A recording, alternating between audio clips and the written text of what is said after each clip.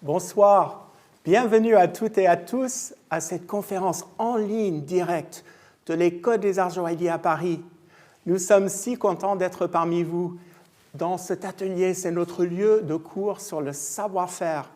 Vous savez tous déjà, je pense que l'École des Arts Joailliers a été créée en 2012, déjà 11 ans, avec le soutien de notre mécène, la maison Van Cleef et Arpels. Ici, on rentre dans notre 11e année de partage avec vous, des dizaines de milliers d'élèves et des gens autour du monde comme vous qui nous suivez. Je suis Paul Paradis, je suis à la place de mon cher collègue et ami Léonard Puy, qui ne pouvait pas être parmi nous ce soir. Je suis ravi de vous retrouver tous et toutes. J'ai l'immense honneur de vous présenter nos deux intervenants de ce soir. D'abord, Pascal Horry, professeur émérite à la Sorbonne Paris 1 en histoire contemporaine. Il est auteur d'une 50aine d'ouvrages qu'il classe lui-même comme histoire, fable et conte. Il est vraiment au carrefour de l'histoire de la politique et l'histoire de la culture des sociétés modernes. Mais il est aussi spécialiste et il suit la gastronomie française et également critique de la bande dessinée, parmi d'autres. Je n'ai pas le temps de vous énumérer tous ses talents, mais c'est avec grand plaisir et honneur qu'on le reçoit à l'école ce soir. Et bien évidemment, Thierry Vendôme, grand artiste joaillier qu'on connaît à l'école depuis plusieurs années, un grand ami de grand talent. Il sait mettre en œuvre comme un magicien les matériels d'une manière très originale. Il est parmi nous ce soir. Pourquoi ? Parce qu'on va parler de l'épée d'académicien de Pascal Horry, créée par Thierry Vendôme. Avant de commencer, je voulais juste vous rappeler que Céline Gasselin est derrière son écran, notre chef des conférences. Elle va accueillir toutes vos questions et on va tâcher de répondre à la fin. Et on tenait aussi à remercier Mme Chouraki de la communication de l'Académie française pour tout ce travail qui nous permet de regarder ces merveilles, ce savoir-faire et cette grande culture. Alors, Pascal et Thierry, c'est à vous. Bienvenue à l'École des Arts Joailliers. Merci Paul et bonsoir ou bonjour au choix à toutes et à tous. Nous sommes, Thierry Vendôme et moi, très honorés, très émus aussi de prendre la parole à l'invitation de l'École des Arts Joailliers. Au fond, ce que nous allons vous raconter tous les deux, c'est une très jolie histoire. Enfin, on la trouve déjà très jolie, vous en jugerez. Une histoire qui, si on se limite à l'essentiel, s'est déroulée au long de 19 mois et demi, on va dire une vingtaine de mois. Et les dates que je vais préciser maintenant ne sont pas négligeables, on le comprendra par la suite. Ça commence le 5 mars, pas le 4 2006, le 5 mars 2021, et ça se termine sous la coupole, on verra comment, le 20 octobre 2022. Et cette image que vous voyez à l'instant se situe précisément au moment de la réception sous la coupole. On reparlera de cette réception. Ce n'est pas une réception avec un petit R avec des petits fours, c'est une réception avec un grand R très solennel, avec les roulements de tambour et la garde républicaine. C'est un moment solennel et officiel et, à vrai dire, assez impressionnant, je crois que tout le monde est d'accord, pour le public comme pour le nouveau reçu. Alors, je porte sur cette image le grand habit des cérémonies académiques, dont le dessin n'a pas changé depuis 2 siècles, depuis l'époque du consulat, donc les débuts de Napoléon Bonaparte. J'ai entre les mains l'épée créée par Thierry, qui vient de m'être solennellement remise, on est toujours dans la solennité, la veille, le 19 octobre, dans les salons des éditions Gallimard. Cette épée, nous allons, Thierry et moi, vous en reconstituer l'élaboration, les différentes étapes, dans les détails, ces détails qui font tout le charme d'un tel objet. Le mot objet est évident. C'est une affaire de matière, vous vous en rendez compte, déjà, la sensualité de ces matières, mais aussi et d'abord de symboles, matière, symbole. Retenons ça.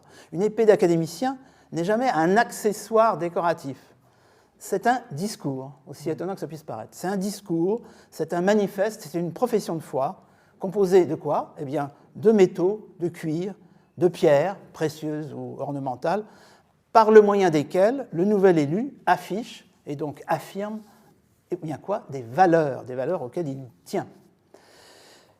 Dans un premier temps, nous reviendrons, vous voyez le plan, Thierry et moi, sur l'histoire de ces épées d'un genre bien particulier, très différente donc de toutes les autres épées de l'histoire, au fond, mais aussi sur leur diversité dans l'espace académique, en nous attardant sur le cas d'un grand créateur d'épées qui n'est autre que le père de Thierry.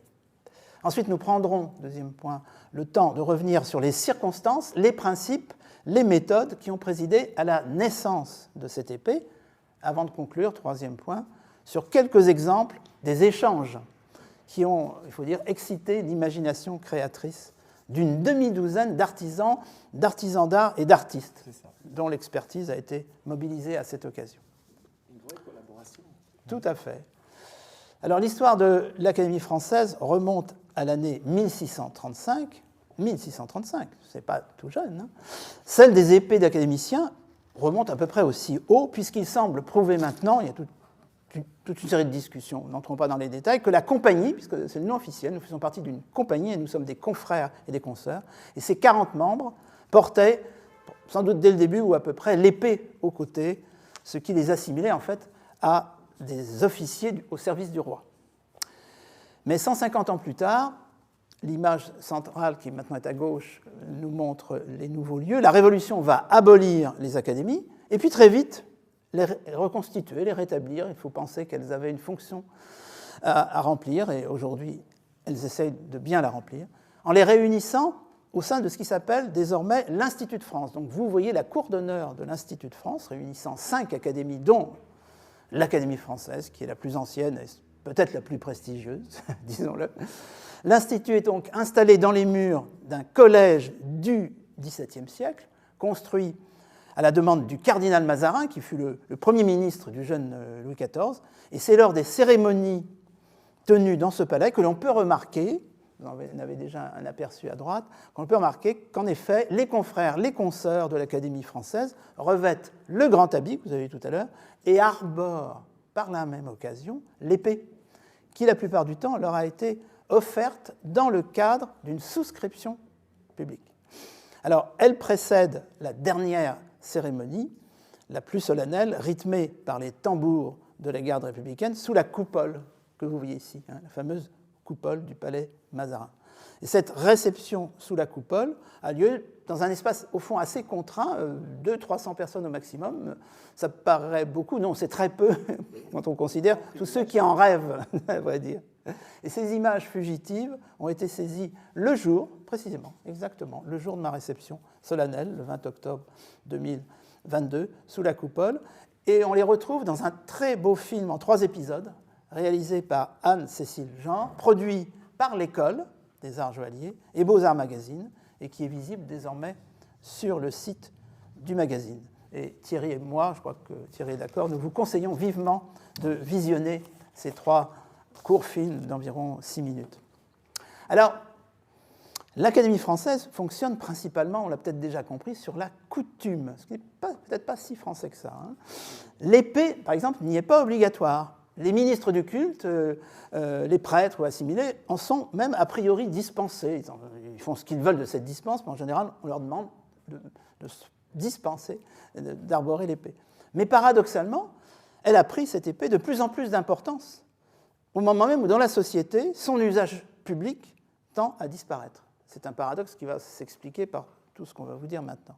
Après un moment de flottement, par exemple, les femmes admises à l'Académie française depuis 1980 seulement, ont manifesté l'intention d'en porter aussi. Au début, on s'est dit, oh, on ne va pas imposer une épée à une femme, mais pourquoi donc en serait-elle exclue? Eh bien, Barbara Cassin, image de gauche, et qui est une de mes consoeurs à l'actuel, a choisi une épée électronique, supposée, au départ en tous les cas, évoquer quoi? Le sabre laser des Jedi.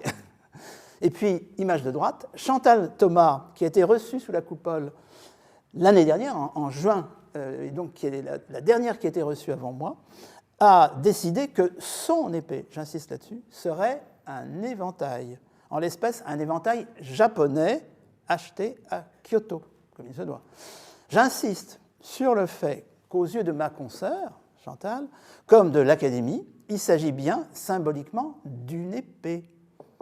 on mesure ici la souplesse de l'institution qui met le symbole au-dessus de la matérialité de l'objet. Ça correspond bien à ce personnage, cette délicatesse de la, ah oui, de la couture, quand on connaît etc. l'œuvre de Chantal Thomas, c'est très prodigieux. raccord, diraient mes enfants. Alors effectivement, indépendamment de ces usages variés, on peut dire que depuis 1635, l'épée personnelle des élus superpose ou pas plusieurs formes, ce que j'ai appelé les trois âges de l'épée. La première forme qui existe encore aujourd'hui à l'occasion de certaines réceptions, vous voyez ici celle de Dominique Fernandez, qui est un de mes confrères à l'heure actuelle à l'Académie, eh bien c'est l'épée initiale, l'épée en tant qu'arme, qui prend une autre signification, mais qui reste l'épée assez nue qu'elle était sous l'Ancien Régime. Je précise que Dominique est un amoureux du XVIIe siècle baroque, pour ceux d'entre vous qui connaissent son œuvre, en particulier la partie italienne de son œuvre. La seconde époque, image du milieu, est postérieure à la monarchie. Vous avez ici l'épée de mon confrère François Sureau, très récemment élu, donc ce sont vraiment des épées toutes récentes, hein, même si elles réutilisent des éléments d'épées anciennes. Lui, il a choisi une épée de l'époque de Napoléon Bonaparte, mais pas une épée de militaire, une épée de savant pour l'Institut d'Égypte. Il y a ajouté des éléments personnels, comme par exemple le blason de sa famille et le symbole de la Légion étrangère dont François est officier de réserve. Et puis la troisième époque, à droite, dans laquelle Thierry et moi nous nous situons, hein, je pense que Thierry est d'accord, se caractérise par quoi ? Par un choix artistique, je dirais, fort. Il s'agit de créer une œuvre d'art originale, ne se soutenant en quelque sorte sur aucune œuvre antérieure, contrairement aux deux précédentes, et du coup n'affichant que des symboles spécifiques. C'est le choix de la plupart d'ailleurs de mes confrères et consoeurs de l'Académie des Beaux-Arts, et à la française, comme on dit, à l'Académie française, ce fut dès 1955, vous voyez la date à droite, le choix d'un écrivain qui était doublé d'un plasticien et qui s'appelait, vous n'êtes pas surpris, Jean Cocteau. Mais c'est aussi le choix d'un grand artiste, je peux dire un grand artiste, le père de Thierry Vendôme, Jean Vendôme. C'est vrai. En effet, Pascal, durant sa carrière, mon père Jean Vendôme aura créé 9 épées d'académiciens. Et je voudrais vous en présenter 2. Je commencerai par celle qu'il a réalisée pour l'homme d'État Maurice Schumann, porte-parole de la France libre à Londres et compagnon de la libération du général de Gaulle. Les deux hommes se rencontrent en 1974. Et à ce sujet, je souhaiterais vous raconter une petite anecdote. Car mon père sortait de plus d'1 an d'hospitalisation dû à un terrible accident de la route. Et c'est sur un brancard avec 2 infirmiers qu'il va à la rencontre du futur académicien. Et lorsque Maurice Schumann, qui était alors ministre des Anciens Combattants, le voit arriver, il pense qu'il a affaire à un blessé venu le solliciter. Et dit à mon père « Mais revenez plus tard, j'ai rendez-vous maintenant avec un joaillier ». Et mon père comprend l'erreur et lui dit « Mais c'est moi le joaillier, c'est avec moi que vous avez rendez-vous ». Cette anecdote raconte parfaitement, selon moi, l'énergie dont mon père était habité et que l'on retrouve dans le travail de cette épée. Il avait une volonté d'en faire. Hein, oui. Maurice Schumann souhaite que parmi ces symboles soit figuré sur l'épée la peinture, son peintre de prédilection, le Tintoret. Mon père va alors réaliser une véritable prouesse esthétique.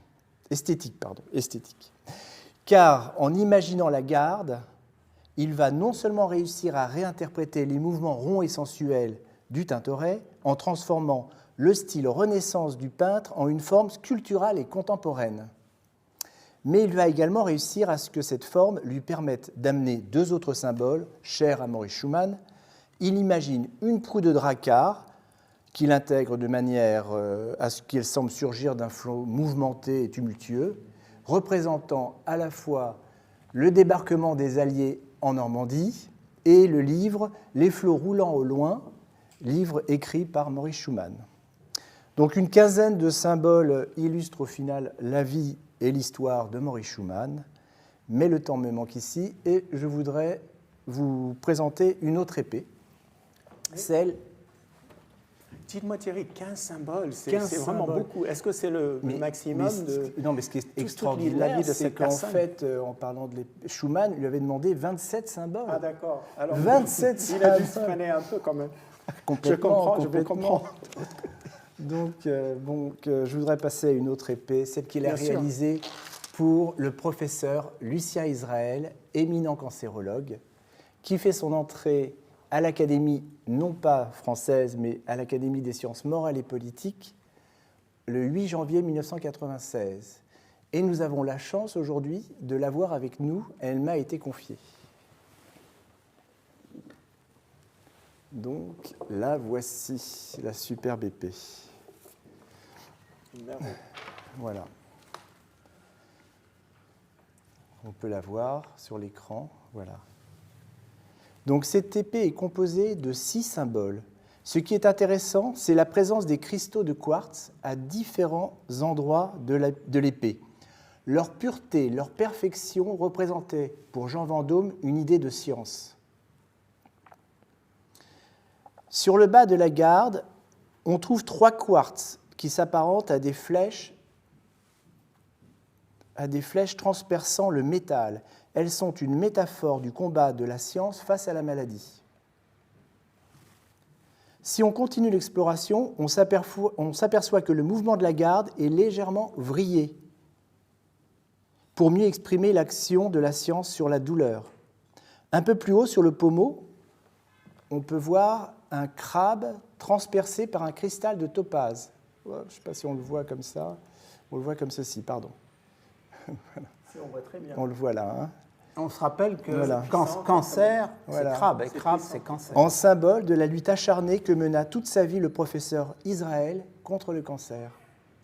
Sur la fusée, le quartz inclusion de rutile noir, alors là, la fusée ici, on voit le vitrail de rutile noir, avec la plume en or sur le dessus, représente les écrits de l'académicien. Enfin, le quartz à rutile à 6 branches, lui, permet de symboliser ici l'étoile de David. Juste en dessous, on peut voir aussi gravé dans le métal un fil barbelé, avec le numéro tatoué sur le bras de son épouse, rescapée des camps de concentration, la résistante Germaine Bach. Enfin, dernier symbole, un jardin zen. Voilà le jardin zen. Alors, le jardin zen incarne la philosophie de l'Extrême-Orient à laquelle le professeur Israël était sensible. Pour la petite anecdote, il était ceinture noire de judo. Voilà. Je vais ranger l'épée. Voici. Et je vais vous parler d'une dernière chose pour le professeur Israël. Mon père avait pour habitude de dessiner toujours plusieurs projets d'épée. Et bien qu'il n'ait pas été retenu, j'ai tenu à vous en montrer un qui exprime de manière spectaculaire et cependant très esthétique la rétractation de la maladie à travers le seul mouvement des pinces. On l'a compris, chaque épée a son histoire. La mienne est vraiment, je parle sous le contrôle de Thierry, atypique. Tout est parti d'une rencontre entre Thierry et moi, mais qui n'avait pas pour objet, c'est le cas de le dire, mon épée. Pour la bonne et simple raison qu'elle a eu lieu le lendemain matin de mon élection, donc ce fameux vendredi 5 mars. Je suis élu un jeudi, comme tous les académiciens, le 4 mars. Et dans le cadre d'un rendez-vous qui avait été fixé avant, et qui avait pour objet une bague. Mon épouse Anne et moi, nous rencontrions pour la première fois Thierry. Anne avait été séduite par ses œuvres exposées dans l'aventure de son atelier-galerie au cœur du Marais. Et c'est la caverne d'Ali Baba, je suis d'accord. Ah oui, mais c'est vraiment un haut lieu de création, ça c'est clair. Le projet était donc la création d'une bague pour l'anniversaire de mon épouse, Anne, quelques mois plus tard. Et dans la perspective, retenons le mot, d'une transmission ultérieure à l'une de nos filles, Bérénice, dont on en parlera tout à l'heure. Une autre fille, Diane, avait déjà bénéficié d'une transmission de bague, mais ancienne. Là, ce serait la bague moderne. Thierry et moi, nous avons discuté, et Anne s'en est mêlée, et très vite, on a compris que nous allions, comme on dit, faire affaire. Bien entendu, on était devant un artiste, d'une créativité, c'était une source infinie. Tout ça, ça se passait le matin. Bien entendu, rien à voir avec mon épée. Mais il se trouve que l'après-midi de ce jour, de ce vendredi 5, je reçois un message qui me fait comprendre que celui qu'on avait vu le matin, c'était le fils d'un certain Jean Vendôme, dont on a déjà parlé, donc un créateur d'épées. Donc mon épouse et moi, on se retourne vers Thierry, on lui dit « mais c'est extraordinaire, on vient de vous apprendre à l'instant que on vient de nous apprendre que vous êtes un créateur d'épées par votre père, accepteriez-vous, toujours affaire de transmission, de prendre le relais de votre père ?» Évidemment, Thierry était, je dirais, au bord des larmes. Il a dit bien sûr oui, oui. Et je pense que c'est le modèle de ce qui s'est passé pendant 19 mois et demi, c'est-à-dire une série d'échanges croisés. Par exemple, c'est pour cela que j'ai retenu aussi cette image, donc au milieu, vous avez la bague qui a été offerte à mon épouse quelques mois plus tard. Mais à droite, vous avez déjà, on prononce ce mot qui va être prononcé plusieurs fois, un extrait de la fusée, comme on dit, de mon épée en lapis lazuli, parce que très vite, j'ai exprimé à Thierry le fait que je souhaitais qu'il y eût dans mon épée une présence du lapis lazuli. Et c'est le génie créatif de Thierry qui a donné sa place, mais si, qui a donné sa place au lapis lazuli. Eh bien, ma première rencontre avec Pascal, j'ai été quand même interpellé par la curiosité qu'il avait à vouloir comprendre le nom de chaque objet, chaque bijou que je lui présentais. Il voulait savoir et le nom et la signification. Comme la bague swirl, qui veut dire spirale en anglais. Qui est donc à gauche. Voilà, qu'il m'a mimé de cette main d'une façon magistrale. Et ce geste, je ne le savais pas encore, puisque je ne savais pas que j'allais réaliser l'épée. Ça me reviendra plus tard pour réaliser la garde de l'épée. Je reprendrai ce geste pour créer cette garde de l'épée. Voilà. Oui, parce qu'un bel exemple de cette complémentarité, on l'a compris entre Thierry et moi, peut être donné par l'histoire de la garde. Vous allez le voir à travers ces 3 séquences sur l'écran. Mon idée de départ tenait dans la nécessité, à mes yeux, de la présence sur l'épée d'un hommage à la pataphysique. Alors, cette discipline, parallèle aux disciplines scientifiques officielles, définissons-la rapidement, trop rapidement d'une certaine façon, comme ça. Cette discipline a été promue à partir du milieu du XXe siècle par un groupe d'écrivains, de savants et d'artistes, en général héritiers se réclamant du surréalisme, et qui se sont placés sous l'égide d'Alfred Jarry, un écrivain français de la fin du XIXe siècle, là, grand anticonformiste, inventeur d'un personnage que vous voyez à gauche, là, le père Ubu, dans la pièce de théâtre initiale d'Alfred Jarry, Ubu roi, un personnage dont le symbole est la gidouille. Qu'est-ce que la gidouille ? C'est le ventre énorme du père Ubu, dessiné en forme de spirale, vous le devinez déjà là, et qui va devenir l'image du collège de pataphysique, dont, à vrai dire, je suis membre depuis une vingtaine d'années. C'est là qu'intervient l'imagination créatrice, je répète le mot, de Thierry. Le défi pour le créateur, c'est de trouver une unité artistique pour tous les différents symboles souhaités par l'académicien. Lorsque Pascal m'a fait part de son souhait d'introduire la symbole de la gidouille, j'ai eu envie d'aller vers une forme en spirale que l'on retrouve naturellement dans le fossile d'ammonite. Mais il m'a ajouté une contrainte supplémentaire. Il souhaitait que je respecte la forme initiale de la gidouille avec le même nombre de cercles. J'ai donc exploré d'autres formes en imaginant la gidouille comme le point de départ de la garde. En travaillant sur cette idée de spirale, m'est venue l'idée d'un mouvement perpétuel vers un absolu qui incarnait, selon moi, le parcours de Pascal. Je vois bien le mouvement de gidouille.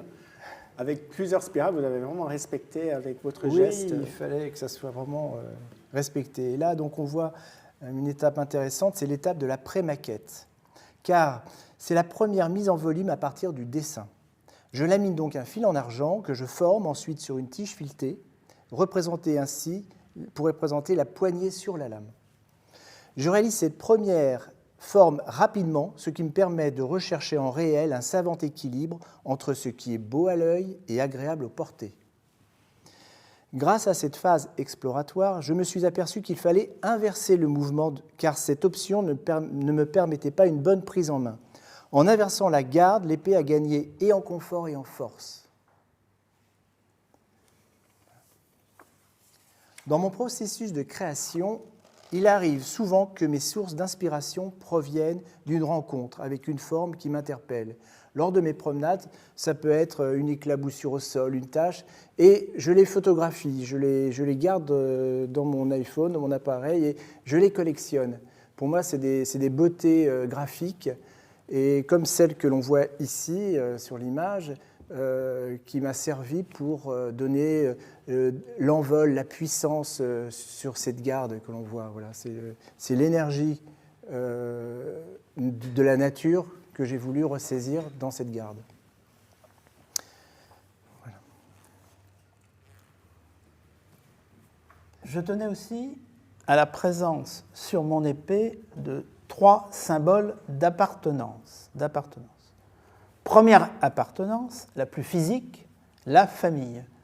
Une famille, dont vous voyez quelques éléments sur la photo de gauche, composée de mon épouse, Anne, déjà citée, et de mes 4 enfants dans l'ordre, vous voyez que c'est un ordre, Ariane, Bérénice, Candide, le garçon, et Diane, autrement dit ABCD. Vous allez le comprendre par l'intervention de Thierry, tout ça va se traduire par des empreintes. Et j'ai demandé à ce moment-là à Anne d'apposer son pouce, à Ariane son index, à Bérénice son majeur, à Candide son annulaire et à Diane son auriculaire.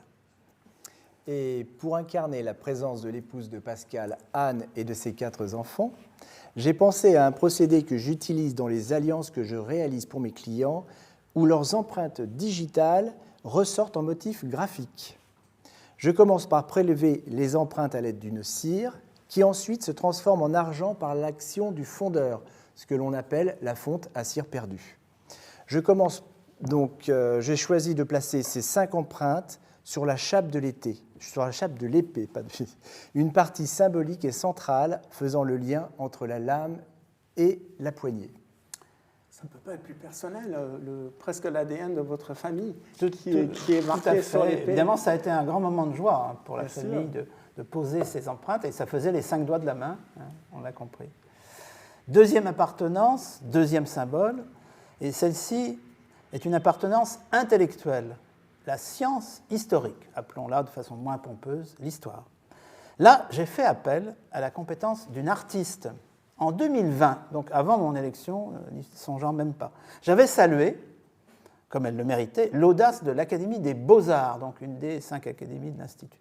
Elle venait d'élire une femme, une quadragénaire, une dessinatrice de bande dessinée, c'était la première fois, et une survivante de l'attentat de 2015 contre Charlie Hebdo, Catherine Meurice.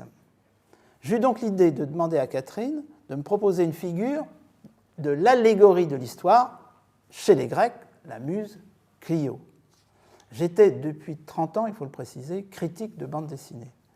Je faisais ainsi, comme on dit en français, d'une pierre deux coups, en rendant hommage à la fois à une science, l'histoire, et à un art, la bande dessinée.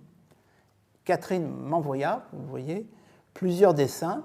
Je choisis celui où une Clio déploie son phylactère, ce ruban de parchemin, forme originelle de ce qu'en bande dessinée on appelle une bulle. Les historiens de la bande dessinée disent « Ah oui, cette bulle, c'est l'héritière du phylactère. » Ben voilà, le phylactère. Mais vous le constaterez, parce que vous êtes des spectateurs et des auditeurs subtils, le phylactère est vide. Le mystère de l'interprétation historique est respecté. Alors, à l'origine, donc, il était prévu que ce dessin de Catherine Meurice, représentant la muse, soit sculpté dans un bloc de jaspe par un maître glypticien. Mais j'ai dû finir par choisir une autre option, car je pensais qu'on allait s'éloigner du trait de la dessinatrice. Et l'autre option, ça a été, avec un porte-scie, de faire une découpe dans une plaque d'argent pour restituer le plus fidèlement possible le dessin original. Voilà. Troisième appartenance. Non, mais ce jaspe, on va parler plus tard aussi des pierres ornementales, mais oui. on va, à l'école, on adore parler de ces pierres, comme vous avez évoqué. Aujourd'hui, on dit ornemental, mais à l'époque de l'Antiquité, c'était des pierres précieuses. Cette couleur de rouge et puis ces quartz microcristallins très denses qui étaient très, très utilisés dans les entailles, par exemple, dans l'époque romaine, etc. Mais j'aime bien, parce qu'on en a parlé tout à l'heure, et on reviendra, mais allez-y, Pascal. Oui, j'étais déjà lancé dans la troisième appartenance. La nation, dont vous voyez la synthèse sur l'image de gauche. Faut-il faire un dessin, si j'ose dire. Et là, la symbolisation est vraiment à son sommet. Nous sommes dans les 3 sections du haut de l'épée, avec une image du tricolore, on y reviendra. Et puis à droite, l'image d'un de mes livres. À vrai dire, tout cela converge dans cette préoccupation de la nation, pas seulement de la nation française, de la nation en général, et Dieu sait si c'est une valeur aujourd'hui extrêmement présente, voire triomphante, contrairement à ce que ma jeunesse avait pu penser il y a 30 ou 40 ans. La nation est extrêmement présente, et il se trouve de surcroît qu'en dehors d'un livre qui s'appelle « Qu'est-ce qu'une nation ?», j'ai eu le plaisir de diriger un ouvrage collectif dont vous avez la couverture ici, le Dictionnaire des étrangers qui ont fait la France. Et pourquoi est-ce que j'en parle ? Parce que j'étais très ému, Thierry le sait, quand j'ai appris que Thierry Vendôme était issu d'une famille d'origine arménienne, d'Arméniens qui avaient fui en 1915 le génocide, qui s'étaient retrouvés en France, et que le nom pris par son père Jean Vendôme, qui s'appelle Toudarian initialement, était un hommage à la place Vendôme, un hommage à la France.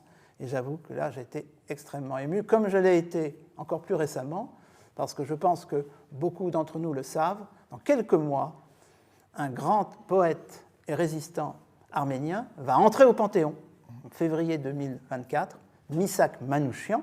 Et j'ai appris que Missak avait été le parrain de la maman Nelly de Thierry. Mon désir était d'incarner ces 3 couleurs par des matières nobles et naturelles. Je tenais également à ce que ce symbole fort du tricolore français puisse être visible de loin. Ça, je pense que c'était important de le faire. Alors, d'une certaine façon, je crois que... Ah oui, donc lorsque... gloser sur les images. Donc c'était, je sais plus, oui. Lorsque Pascal m'a fait part de son souhait de symboliser ce tricolore, j'ai exploré plusieurs possibilités de matières minérales, mais certaines, bien que séduisantes, ont dû être écartées pour des raisons budgétaires, comme le rubis, que l'on voit, j'ai dessiné sur les croquis. D'autres posaient des problèmes de résistance, comme la nacre, ou de lourdeur, comme le marbre blanc de Carrare. Parmi les projets proposés, l'un d'eux est un clin d'œil à Piet Mondrian, artiste apprécié par Pascal et son épouse. Tout à fait. Voilà. De la matière à l'envol, voilà le titre de la 3e partie. C'est une formule que Thierry aime beaucoup. Oui. Elle résume, à mon avis, tout à fait sa démarche. Partir d'une matérialité, on a compris lesquelles, pour donner de l'envol à quoi ? À une symbolique, ça, tout le monde l'a compris maintenant, et pour finir, une esthétique. Oui. Et c'est là que, par exemple, vraiment pas tout à fait par hasard, par exemple, le lapis lazuli fournit un bel exemple de cet envol. Oui, pour le bleu de la fusée, le choix de Pascal s'est tout de suite porté sur le lapis lazuli. Et celui que nous avons retenu avec le lapidaire René Ruche est un lapis provenant des montagnes d'Afghanistan. Lors d'une bourse aux minéraux à Paris, nous avons trouvé ce stand d'Afghans qui présentait cette magnifique pierre. Et on a choisi un morceau qui allait être vraiment parfait pour réaliser la fusée. Voilà. Alors, je me permets de parler de ce bleu qui fait rêver les êtres humains depuis le début de l'humanité. Il y en a qui disent que ces mines en Afghanistan, le nord-est, peuvent avoir 9000 ans. Ah, oui. Il y a des spécialistes, oui, bien sûr. Et ce bleu du ciel, pour les Égyptiens, c'était ces inclusions de pyrites, c'était vraiment les étoiles des dieux, c'était le pouvoir céleste.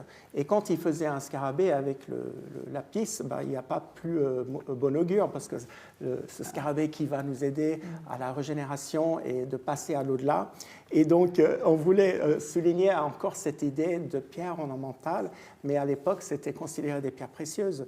Pourquoi? C'était loin. L'Égypte, c'est assez loin de ce Badakhshan qui est au nord-est. Et donc, on tient à souligner, comme vous tout à l'heure, on en a parlé, pour beaucoup, c'est la couleur, la symbolique qui compte. Et ce sont parmi les pierres précieuses depuis des millénaires. Et on va en parler plus à l'école au mois de mars sur une conférence sur les pierres ornementales avec ma collègue et chère amie Marie-Laure Cassius-Duranton. Donc c'est juste pour un peu parler de l'importance de cette couleur qui fait rêver les êtres humains depuis très longtemps. Alors, le blanc du tricolore français a été incarné par l'argent des empreintes et le rouge par le jaspe rouge qui s'est imposé naturellement. Celui-ci provient des États-Unis. Voilà. Alors là, nous parlons du haut de l'épée, mais on va me dire, mais il y a une lame quand même dans une épée. Et là, la principale tradition des épées d'académiciennes porte sur la devise que l'académicien ou l'académicienne entend faire graver sur la lame. Regardez l'image de gauche. En ce qui me concerne, je n'ai eu aucune hésitation. J'ai repris à mon père, grand reporter d'un journal quotidien, une formule latine, nulla dies sine linea, qu'il s'attribuait à lui-même et que je m'attribue maintenant. Pas une journée sans une ligne. J'ai toujours vu mon père écrire et je me suis inscrit clairement dans son sillage. Le plus émouvant dans tout ça, c'est la dimension fondamentalement collective de cette création. Oui, c'est vrai, car cette épée aura nécessité l'intervention de 8 artisans, de la fabrication de la lame jusqu'à celle de l'écrin. Chaque étape m'a demandé d'aller à la rencontre de savoir-faire bien spécifiques et c'est une grande satisfaction pour moi d'avoir eu à travailler avec ces talents dont les métiers sont devenus rares en France. Pour la lame, j'ai fait appel au maître forgeron Gaël Fabre, son atelier est en Ardèche. Et la gravure a été réalisée par la maison Lutèce. Je me permets, il y a quelque chose qui me sautait aux yeux dans cette séquence, parce que pour tous les deux, vos pères étaient d'une importance capitale. Ah oui, vous, dans l'écriture, dans cet amour pour l'histoire, il était sur le terrain en tant que reporter de guerre, entre autres, et vous, Thierry, grand artiste qu'il était, Jean Vendôme. Tout à fait. Ça se voit bien dans les films que nous vous encourageons à visionner, les 3 films de Beaux-Arts Magazine et de l'École des Arts Joailliers. Donc on passe à la dorure. La dorure de la Garde a été réalisée par la maison Epp à Paris, dans le quartier du Marais. Cette technique permet le plaquage de l'or sur l'argent, ce que l'on appelle le vermeil. Et enfin, la confection du fourreau. Maintenant, la confection délicate du fourreau en galucha, matière extrêmement difficile à travailler. J'ai fait appel au maître artisan Dominique Imbert qui se trouve dans les Vosges, donc son atelier est dans les Vosges.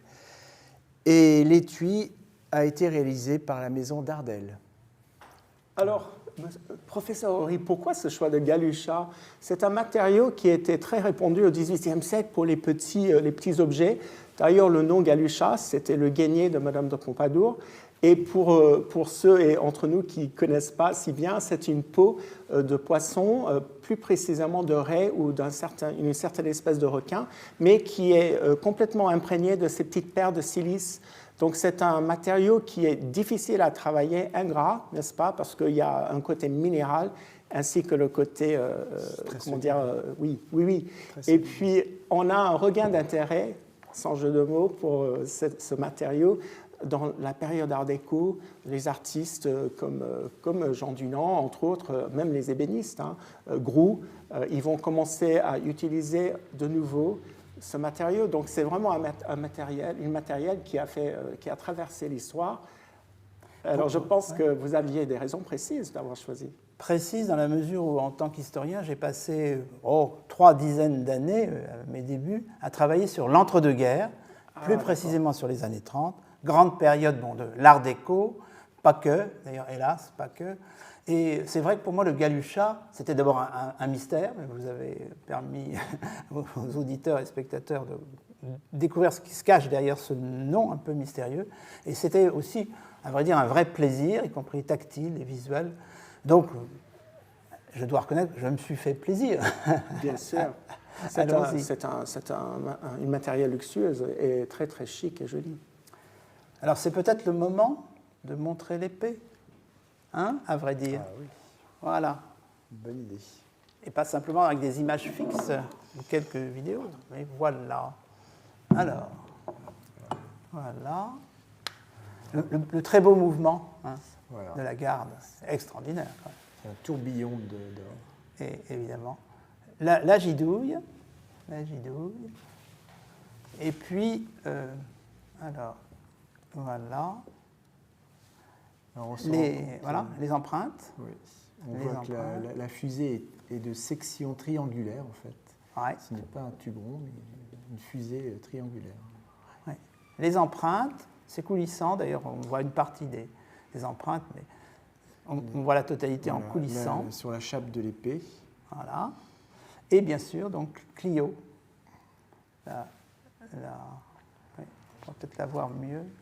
Tiens, regarde Enfin, comme ça. voilà. Oui, c'est vrai que Voilà, c'est ça. quand on voit bien cette Voilà. silhouette que vous avez découpée Ah dans oui, de c'est l'argent quand même très beau. pour Et le sortir le mouvement le du jaspe. dessin de Catherine Meurice. Hein, quand même. Voilà, elle est posée sur le jaspe rouge. Ouais. Le Galusha. Bon, on ne va pas vous montrer de plus près la gravure de la devise, mais vous l'avez vu tout à l'heure dans une petite vidéo. Oh, bon, voilà, on peut déjà montrer. Ah oui, Voilà. c'est très bien deux. Si vous Alors, arrivez à deux, Voilà. ça On y pèse arrive. quand même Oui, à deux, c'est toujours mieux à deux, vous Oui. savez. Ouais. C'est un objet de C'est grand, un peu On de grande devine. dimension. Voilà, on peut deviner. Avec le laser qui permet de respecter l'écriture. Voilà. On m'a demandé d'écrire moi-même à la main nous la dessiné Nia. J'étais très surpris. Voilà. Je pensais que ce serait gravé de façon un peu mécanique. Non, non. Ça restitue entièrement l'écriture de Ouais. Pascal. Nous la dies sine linea. Voilà. C'est très émouvant de voir le vrai objet devant nous. Ah oui, ça Ce change côté tout. sculptural, enfin, tous ces matériaux, c'est Un vraiment une objet merveille. d'un certain poids, mais je dirais d'un poids sentimental aussi. Vous l'avez Évidemment. compris, c'est encore plus lourd sentimentalement. Évidemment, le sens ultime de cette aventure, c'est le port de cette épée à chacune des cérémonies solennelles des Bien 5 sûr. académies. Et j'ai fait un petit calcul, parce qu'on peut se dire, oui, mais bon, après la cérémonie de réception, adieu. Ben, pas du tout. En moyenne, à mon avis, une dizaine de cérémonies officielles au cours desquelles, dans une année, on peut arborer le grand habit et l'épée, la grande tenue. Vous voyez ici le résultat quand on porte aussi la cape par-dessus le grand habit, une cape qui vient d'un bon couturier, Stark Sanson.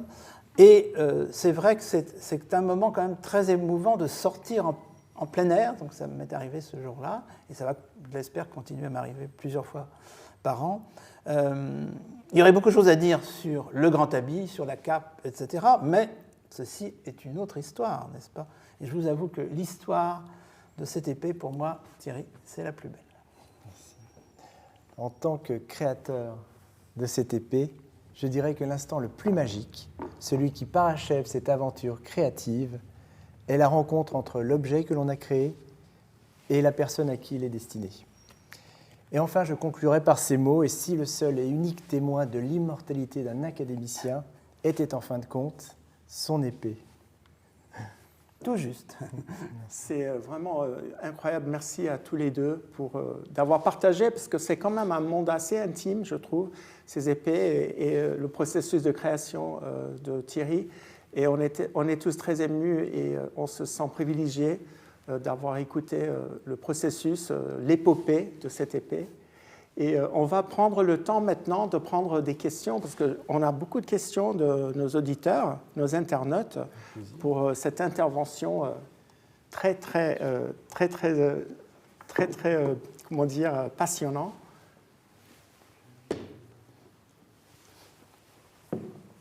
Alors, Monsieur Vendôme, combien d'épées avez-vous déjà pensé à fabriquer? J'en ai réalisé déjà 2, c'est ma deuxième. J'ai eu la chance, il y a 25 ans, d'en réaliser une alors que je travaillais avec mon père. Mon père devait faire celle de le professeur Jacques Dupaquier, le grand démographe français. Et dans les croquis que mon père avait présentés pour que le professeur choisisse son dessin, j'avais glissé un dessin dedans et c'est le mien qu'il a choisi. Donc mon père a dit c'est Thierry qui fera l'épée. Et j'ai pu comme ça réaliser une épée, donc celle de Pascal est ma deuxième épée. Un quart de siècle plus tard. Voilà.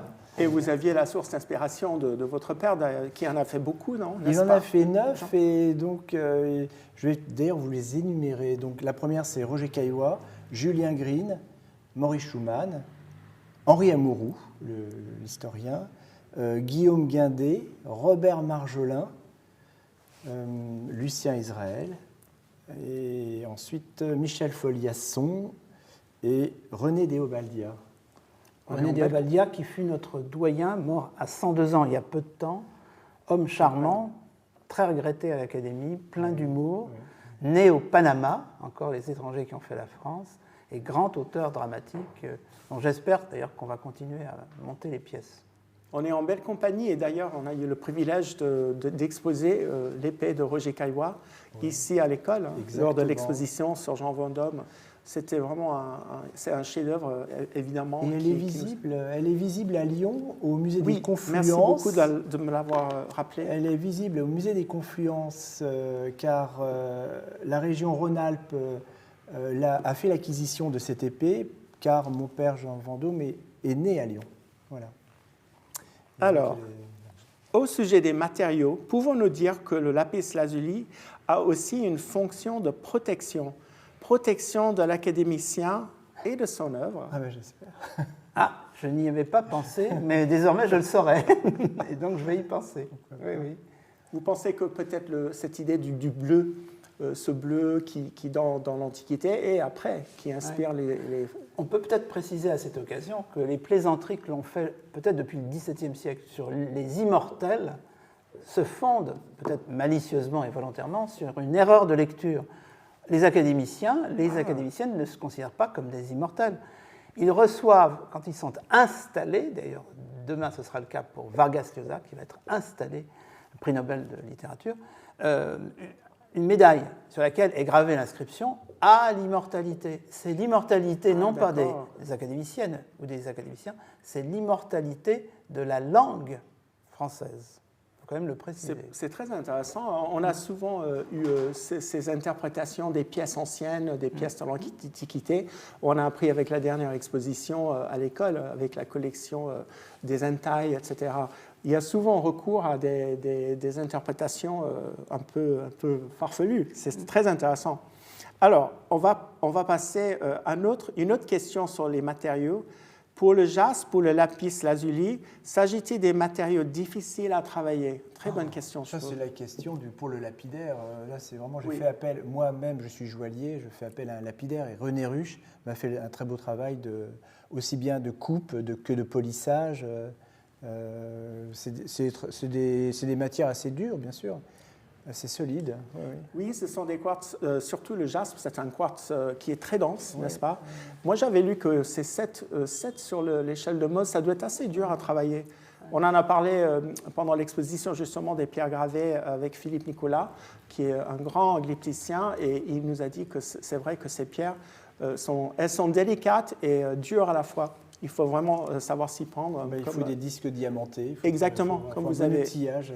C'est vrai que toutes les pierres, même le diamant, il faut faire attention, il y a des fragilités. Dans les films, René Ruche parle très bien de son travail de lapidaire, de polisseur. Ah, c'est très bien. Oui, on encourage tout le monde à regarder les films qui sont produits par l'école des Arts Joailliers et Beaux-Arts Magazine sur le site, n'est-ce pas? C'est en ce moment. Et la parole des métiers d'art. Oui, c'est un homme assez formidable qui travaillait déjà avec mon père. Et qui a vu le petit Thierry. Dans les années 70, déjà sur l'épée de Caillois, on a beaucoup travaillé ensemble. Ce sont des savoir-faire incroyables de glypticiens. Alors, ça c'est très technique, c'est pour vous Thierry. Monsieur Vendôme, quels sont les principaux outils que vous avez utilisés pour fabriquer la fabuleuse épée de Monsieur Horry? Alors, moi, j'utilise des techniques très artisanales, c'est toujours les mêmes depuis des centaines et des centaines d'années, c'est-à-dire simplement le porte-scie, la lime, le chalumeau. C'est vraiment il n'y a rien de moderne. Je ne suis pas du tout dans le monde du métier d'aujourd'hui qui se fait avec la 3D, avec la cire, j'aime le rapport à la matière, le laminage, le marteler, souder. Voilà, je travaille vraiment d'une façon très traditionnelle, disons.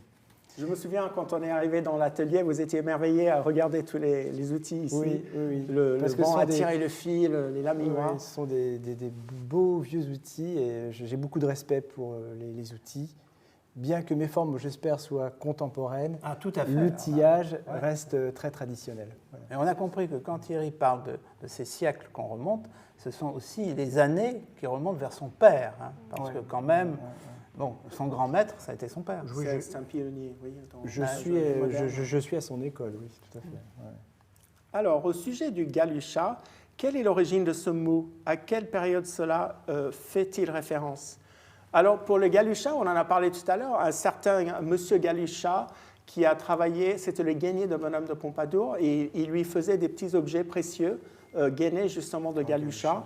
Et c'est intéressant parce que ce n'est pas lui qui a inventé, évidemment, c'est une peau d'animal, mais c'est lui, si j'ai bien compris, qui a maîtrisé l'utilisation de cette peau qui est difficile à maîtriser à cause de ces petites perles en silice. Et on a utilisé le galucha à d'autres époques aussi. On l'a utilisé évidemment, l'époque Art déco, on en a parlé. Certains ébénistes très luxueux de l'époque, André Gros, il y a aussi Rudman, etc. Donc c'est un matériau qui est universel et qui fait son retour dans les arts décoratifs de temps en temps. Oui. Alors, je voudrais dire, enfin, on l'a déjà dit, mais quel est le poids de cette épée? On le redit parce que c'est très intéressant. 1,6 kg. On disait tout à l'heure, vous mettez des bretelles, ça dépend. Parce que c'est vrai, 1,6 kg sur la ceinture. Ce n'est pas visible extérieurement dans la cérémonie. On peut mettre des bretelles ou une ceinture et du coup, ça s'accroche différemment. J'ai dévoilé des secrets de l'académicien. Mais c'est vrai que les gens ils posent souvent des questions utilitaires. Comment est-ce qu'on porte? Oui, le problème a été le lapis lazuli. Oui, pour faire quelque chose d'assez grand, le lapis c'est lourd. Voilà. Et du coup, ça me permet pour l'instant souvent de la tenir comme ça, ce qui n'est pas extraordinairement facile et pratique, mais qui est quand même plus théâtral. Et je crois que ça correspond à l'intention. On va voir tous les secrets. Alors, au sujet du vermeil, à quelle époque est-il largement utilisé dans l'histoire du bijou? Ah, bonne question.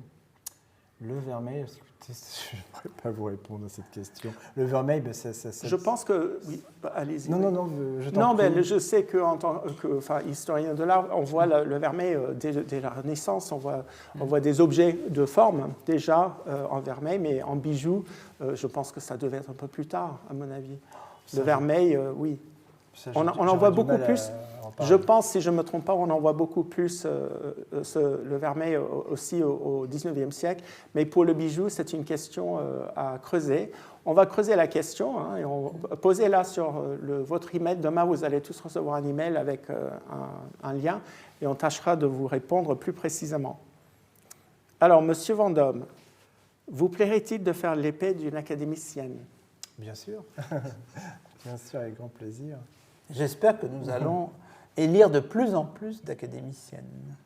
Il y aura j'espère qu'il n'y aura pas que les éventails. Oui, non, mais de toute façon... J'adore cette histoire de Si vous voulez qu'on prenne le temps de l'expliquer, Marguerite Yourcenar, première femme, on a pensé au sein de l'Académie qu'elle refuserait l'épée, mais on ne lui a pas posé la question. Et la seconde, Jacqueline de Romilly, rêvait d'avoir une épée, mais il y avait le précédent de Marguerite Yourcenar.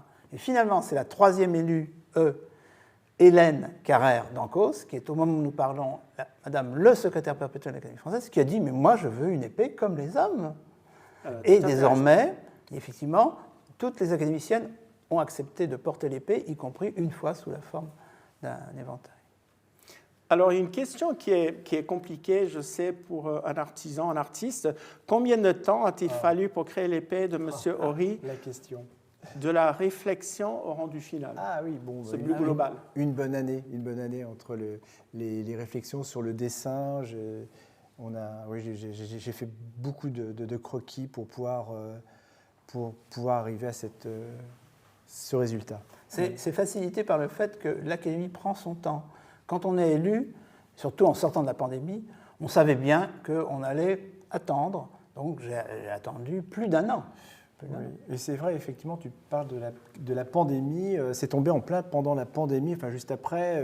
On a été un peu freiné avec cette pandémie quand même. Ça n'a pas empêché les visites. Oui. Hein, quand j'ai, suivant la bonne règle, écrit à la main ma lettre de candidature, signalant que non seulement j'étais candidat, mais que j'étais prêt, tout le monde doit l'écrire, à visiter, si on le souhaite, tel ou tel électeur, eh bien plusieurs personnes en pleine pandémie m'ont dit il faut qu'on essaye de se voir. Oui, c'est ce qu'on a réussi à faire. Une œuvre comme celle-ci, c'est beaucoup de temps de réflexion et de dessin. Oui. Il y a beaucoup de temps aussi à travailler avec les différents artisans. Oui. Il y a des allers-retours, il faut que les artisans ils aient le temps de s'occuper de l'épée, aussi trouver le temps. Tout ça, ça prend du temps. Oui. J'ai une réflexion additionnelle sur, c'est vrai qu'on n'a pas parlé de la couronne de Louis XV qui est en vermeil, qui est actuellement exposée à Versailles pour l'exposition de Louis XV. Il avait une couronne en or qui est malheureusement disparue et la couronne en vermeil. Donc on peut déjà avec certitude dire que sur la couronne du roi Louis XV, il y avait du vermeil. Je suis complètement incompétent, mais si je comprends bien, le vermeil serait relativement récent. Si c'est 16e, 17e, pour un historien, c'est assez récent. Oui, c'est vrai. Ça ne remonterait pas très haut. Je sais que vous êtes aussi passionné du 5e siècle. Oui. Je vous ai entendu. Je ne sais pas s'il y a du vermeil chez les Mérovingiens, mais je ne suis pas sûr. Alors, je pense qu'on va conclure avec ces questions. On vous remercie de tout cœur, tous les deux, grands historiens, artistes. Et on est toujours très, très reconnaissant quand vous venez partager votre connaissance et passion à l'école des argeliers. Nous avons une qualité supplémentaire, on est amis. Bien sûr. C'est c'est toujours comme ça à l'école. Parfois, il y a des rencontres et souvent, ça termine en amitié. Et je voulais juste, pour remercier tout le monde qui est impliqué dans cette belle conférence, Céline, qui était derrière l'écran, à nous envoyer ses questions. On va remercier les interprètes. Je sais que ce soir, c'était interprété en anglais, du français vers l'anglais. Un grand merci à notre équipe technique ici, qui est derrière nous. À chaque fois, on fait toujours confiance à la qualité. Et puis, juste avant de vous quitter, juste pour vous annoncer les prochaines dates de conférences en ligne, mes deux collègues et amis, Carolina Benzaria et Inezita Gay-Eckel, vont faire un tour de la faune en haute joaillerie. On va voir, c'est un thème qui est très cher à nous tous, en français le 15 mars et pour nos anglophones le 16 mars. Et n'oubliez pas de nous tenir au courant à travers notre site évidemment, et Instagram, etc., que vous avez ici. Et également notre école, on a une école, vous savez, je pense déjà, à Hong Kong, qu'on vous présente ici. Et on vous remercie vivement à tous et à toutes de nous avoir suivis. Et merci encore à nos grands amis et historiens et artistes joailliers. Merci. Bonne soirée à tous et à toutes.